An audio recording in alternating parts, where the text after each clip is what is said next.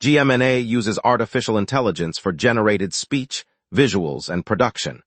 AI-generated content may contain errors. Please verify important information before making decisions or taking action.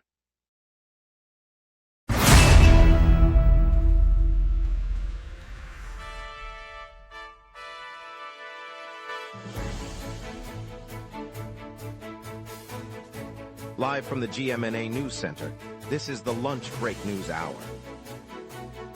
Good afternoon, Toronto. I'm Jordan Parker. Tonight we'll break down Pride Toronto's $700,000 funding gap and what that could mean for next year's celebrations, plus the Raptors' excitement after selecting Alan Graves at 19 in the draft. Traffic's moderate with construction around event zones. Over to you, Nathan. Godsmack's Rise of Rock World Tour stops in Toronto this Friday at Scotiabank Arena, featuring a full set of classic hits and new album tracks. Tickets for the concert go on sale tomorrow, priced between $25 and $70, with VIP packages offering meet and greet access and exclusive merchandise. The venue's capacity is 12,800 seats, and the event is expected to draw fans from across the greater Toronto area, according to promoters. That's the concert preview, and now we're ready to jump into the day's news. Lots to get to, let's begin. Good morning, Toronto. Toronto Raptors are adding guard Jaden Bradley to their roster after selecting him with the 50 overall pick in today's NBA draft. The second-round selection comes as the league's 2026 draft continues, with teams still on the clock. Bradley, a former standout from the University of Washington, impressed scouts with his defensive tenacity and three-point shooting in his final college season. Raptors general manager Bobby Webster said the young guard fits the team's emphasis on versatility and will compete for minutes alongside the existing backcourt. Bradley's size and quick decision-making are expected to complement the team's transition-heavy offense, giving coach Darko Rajakovic another option off the bench. With the draft still in progress, Toronto also has the opportunity to address depth at forward before the night ends. Fans watching the live broadcast can expect further moves as the league finalizes its newest talent pool. Yesterday in Houston, the Toronto Blue Jays fell to the Astros by a 3-1 margin, extending their losing streak to 2 games. After surrendering a 2-run lead in extra innings the previous night, Toronto struggled to generate offense and allowed 3 runs on the road. Manager John Schneider said the team must tighten play in every facet, from pitching to fielding and base running, if they hope to stop the slide.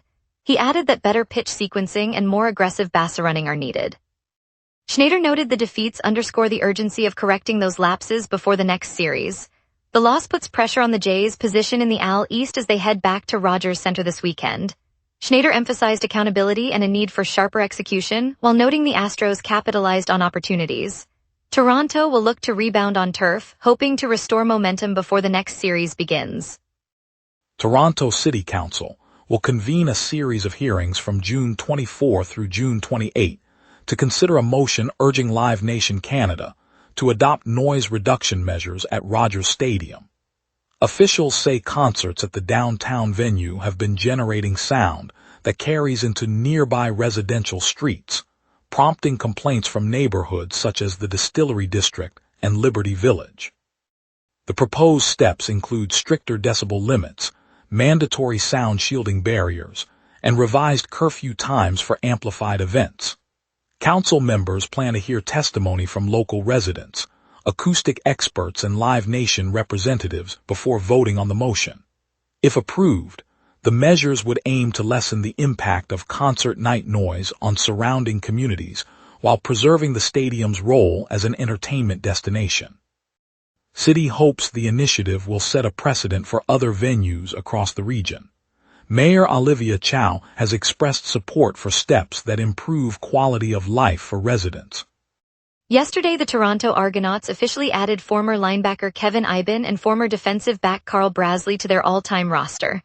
The franchise announced the move after a review of the club's history, highlighting Iben's 12 seasons of consistent tackling and leadership that helped secure multiple Grey Cup runs.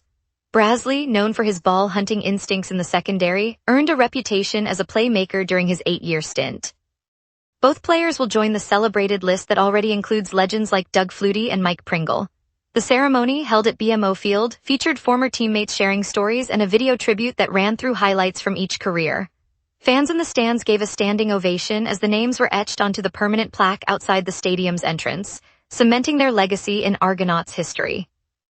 Speeding incidents have surged in Toronto since the provincial government deactivated automated speed cameras in November 2025.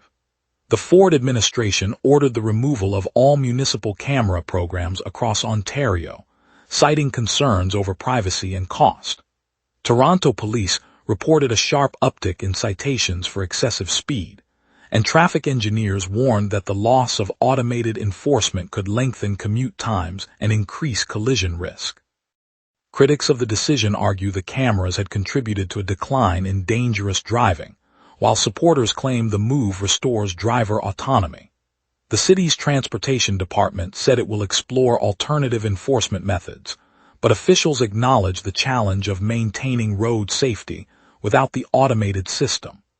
Similar spikes have been reported in Mississauga and Hamilton, prompting the Ministry of Transportation to consider reinstating selective cameras later this year. Up next, the Raptors' 50th pick. Blue Jays rebound in Ontario to raise speed limits to 110 kilometers per hour. We will be right back. Watch the local sunset tonight at 6 p.m. for all your local Montreal news. Welcome back, everyone. Let's get straight to the stories that matter as you head out. And now, over to the local stories. Frank Stronach's name was stripped from a recreation complex and a park in 2 Ontario towns yesterday after Ontario Superior Court Justice Anne Molly upheld his convictions for 1 count of indecent assault and 1 count of sexual assault.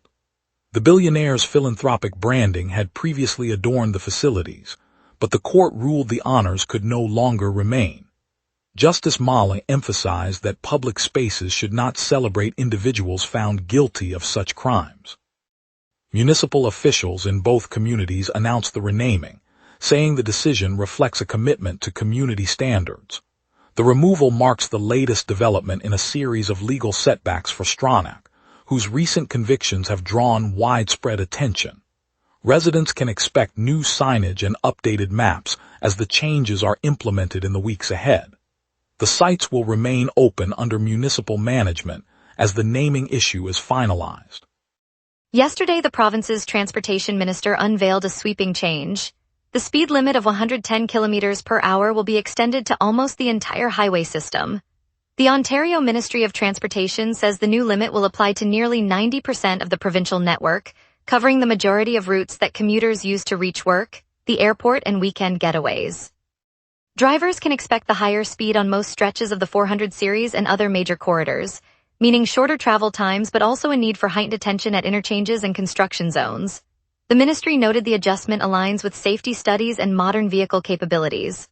For Toronto commuters, the shift could shave minutes off daily trips, while also prompting a review of driving habits to stay safe at the higher pace.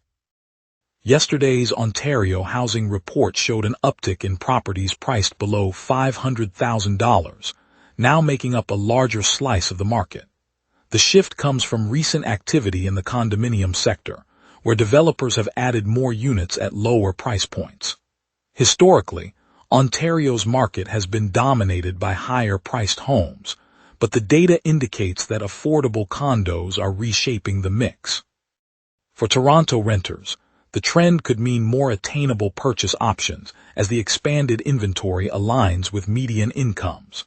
Mortgage lenders have noted a modest rise in applications for loans under the $500,000 bracket, reflecting the market adjustment. Comparisons with the previous quarter show the share of sub-$500,000 listings increasing noticeably, a reversal of the long-standing trend toward higher price tiers. The change offers first-time buyers a broader pool of options, potentially easing the competition that has driven prices upward in recent years. Pride Toronto announced a $700,000 budget gap that will leave the organization running a deficit this year. Executive Director Kojo Modest warned that the shortfall could force reductions in the scale of next year's Pride celebrations. The annual festival draws thousands of Torontonians each June, boosting local businesses and community visibility. With the funding gap looming, planners may have to scale back programming, limit vendor participation, or cut certain events altogether. Residents who rely on the parade for cultural connection and local entrepreneurs who profit from the influx could feel the impact. City officials have not yet disclosed additional sources of support, leaving the organization in a precarious financial position as it prepares for next summer's lineup. The group is pursuing sponsorships and grants to bridge the gap, though timelines remain uncertain. Community partners are watching closely as decisions could shape the vibrancy of summer celebrations citywide.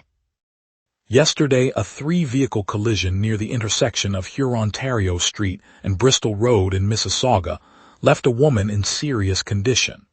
The crash unfolded in the early evening, around 6 o'clock, and involved three separate vehicles traveling in opposite directions.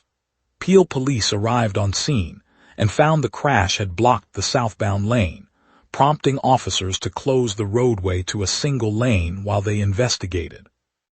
The single-lane restriction persisted for roughly 3 hours before traffic flow was fully restored. Emergency crews extracted the injured parties and transported the woman to a regional trauma center for advanced care. 2 other drivers escaped with minor injuries and remained at the scene for police statements. The investigation continues, with authorities examining factors such as speed, weather, and possible driver distraction. Commuters were advised to seek alternate routes. Now let's get a look at your afternoon forecast with our meteorologist. A southerly jet streak is dragging a damp air mass, setting up brief rain before an overcast evening. On this date, the all-time high reached 33.6 Celsius back in 2003, a blistering spike that rode the tail of a lingering heat wave across the province. The record low sits at 10.5 Celsius, set in 2004 during an unseasonal cold snap that followed a deep Arctic trough.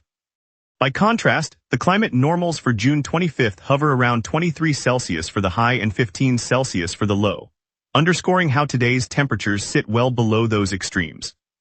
The live radar paints a band of moderate rain sweeping eastward across southern Ontario, entering the Niagara corridor just before 11. By noon, the core of the band slams into the Greater Toronto Area, delivering the heaviest downpours around the city centre. The system tracks northeast with the southwest jet, exiting the region by 3 in the afternoon, leaving a lingering drizzle that tapers off shortly after. At noon, the city sits under a thick overcast with 15 Celsius temperature and dew point 14, a sign that the air is saturated. A gentle east wind at 14 kilometers per hour brushes the lake, while low pressure is falling, allowing the lingering rain band to push through. The southwest jet aloft at 94 kilometers per hour steers the moisture northeast, delivering the heaviest showers right now and a light drizzle that will linger until about 3. After the rain exits, clouds will hold steady, keeping skies overcast through the evening with lows around 13. UV index sits at 5 and no weather alerts are active. The falling pressure will continue to ease, preventing any rapid warming before sunset. Looking ahead, Friday remains wrapped in cloud with a high near 19 Celsius and a low around 13, as the low-pressure system drifts eastward. Saturday clears dramatically. The jet stream rides higher, allowing sunshine to push temperatures up to 23 and lows to settle near 16. Sunday builds on that warmth, reaching 26 at its peak and holding a comfortable 17 overnight, a brief stretch of dry, summer-like weather. Monday brings a shallow fog layer that will cling to the lakefront in the early morning, though daytime highs still climb to 27 with lows holding at 18. Tuesday reintroduces moisture as a weak frontal wave slides in, bringing light rain and keeping temperatures steady around 27 to 18. The pattern shows a gradual warming trend punctuated by brief cloud and fog episodes. And that's your weather. Remember, the lunch break is also available as a podcast. Listen anytime on Apple Podcasts or wherever you get your podcasts. Later we'll navigate today's heavy traffic, preview the Marlies Calder Cup win and Zeller's new store on 80 Orpheus Road. We will be right back. Watch the local sunset tonight at 6 p.m. for all your local Montreal news. The biggest slowdown is the Gardiner Expressway. Rehabilitation work keeps westbound lanes narrowed between the Don River and the Prince Edward Viaduct, and traffic is crawling. Expect delays of 10 to 15 minutes if heading downtown or toward the waterfront. On Shepherd Avenue East, the bridge over Highway 404 is under repair, leaving only one lane each direction. That bottleneck adds a few minutes to trips between Don Mills Road and McCowan Road. Further east, Lake Shore Boulevard between Spadina Avenue and Reese Street is down to a single lane, while an in-bridge gas main is replaced. Drivers on the Lakeshore corridor should anticipate a short queue, especially near the Queens Quay intersection. All other major routes, including the 400 one, the Don Valley Parkway and the QEW, are moving freely. This afternoon will see the same pattern. The Gardiner will remain the slowest link, while the rest of the network should clear up as the rush eases. FIFA fan festivals are buzzing across Toronto right now, with watch parties for the Canada versus Switzerland World Cup clash popping up in bars, community centers, and outdoor plazas. It's the perfect chance to catch every goal with fellow fans, soak up the electric atmosphere, and cheer on the national team without missing a beat. Looking ahead, the second summer festival lands in the West End from September 24 to 26. This inaugural, easy-to-bar hop celebration will spread across 13 venues, featuring over 110 acts ranging from indie breakout stars to seasoned headliners. If you love discovering fresh sounds while hopping between neighborhood haunts, mark those dates now. That's the pulse of Toronto today and the week ahead, live soccer excitement now, and a massive music marathon on the horizon. Stay tuned and keep your plans flexible for the city's next big beat. And now here's Marcus with sports. Here's the latest Toronto sports headlines you need to know now. Sportsnet reports Blue Jays prospect Sean Keyes is lighting up the minor leagues with a steady stream of home runs, prompting Toronto's front office to monitor his power surge closely. At the same time, decision-makers are weighing ways to expand his defensive flexibility for future roles. CBC Sports NHL confirms the Toronto Marlies have secured the AHL Calder Cup, edging the Chicago Wolves by a 4-3 margin in Game 5. Vinny Lettieri's second-period power play strike proved decisive, delivering the championship on home ice for Toronto's affiliate. CBC Sports NHL notes, the Toronto Maple Leafs have bolstered their blue line by acquiring defenseman Darren Radish's rights from the Tampa Bay Lightning and immediately signing him to an 8-year deal. The move positions Toronto with added depth ahead of the upcoming free agency period. Zellers, now open at 80 Orpheus Road in North York, brings back a classic Canadian retailer with a fresh 25,000 square foot standalone space. The store carries everything from everyday apparel to home decor and seasonal finds, and the launch turned the parking lot into a celebration. Think a 25-foot inflatable Zeddy Bear, complimentary Zellers ice pops, water bottles, and a diner-style food truck serving up nostalgic bites. This new location injects jobs and a community hub into a neighborhood that's been craving more local retail options, while reminding Torontonians that homegrown brands can still thrive. For a city that loves a good throwback, Zellers' return feels like a friendly neighbor moving in next door. And before we wrap, a bright note, Zellers opened a new store on 80 Orpheus Road, bringing jobs and excitement to the neighborhood. Coming up tonight at 6, the local sunset. Your neighborhood, your city, your news. From City Hall decisions to the stories happening right on your street, we cover what matters most to Montrealers. Join us tonight at 6 p.m. on GMna for the local sunset, Montreal's evening newscast. Croatia's dramatic one-goal victory over Panama has just sealed the South American nation's World Cup exit, and the stadium erupted in a sea of red and white as fans celebrated the must-win. The winning strike arrived in the final minutes, turning the match into a showdown. Carl Dumont is there. Carl Dumont. Thanks, Jordan Parker. The roar of a packed BMO field washes over me as the sun dips behind the Exhibition Place towers, casting long shadows across a sea of red and white jerseys.